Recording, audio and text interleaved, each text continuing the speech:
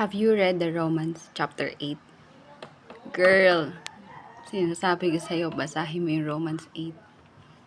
Doon, direct na sinasabi ni God, ni Jesus, na anak niya tayo, that we are son of God, we are daughter of God, na anak niya tayo, spiritually.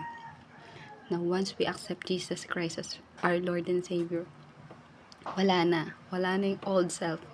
The new has come. Nasa bagong identity na tayo, which is ang identity natin is nagagaling kay Jesus alone. Kung aalala mo pa rin yung mga past sins mo, once you accept Jesus Christ as your Lord and Savior, it is already clean.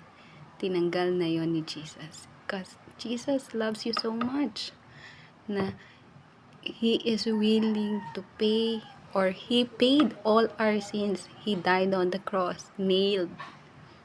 Yung blood niya, yun yung naglinis sa mga kasalanan natin. Na supposedly, tayong makasalanan, mapupunta tayo dun sa baba. Pero because of the goodness of Jesus, because of the goodness of God, because the mercy of God, our God Father, pinadala niya si Jesus Christ to save us, to have an eternal life. I'm telling you this, read Romans chapter 8. Mabibless ka and you will see yourself in different, hindi na ikaw, kundi bago ng ikaw. And I hope you find grace, you find Jesus. If you don't know who Jesus is right now, I want you to know that it's just a prayer away.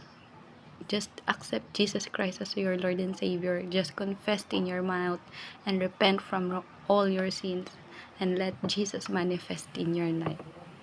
See you and God bless.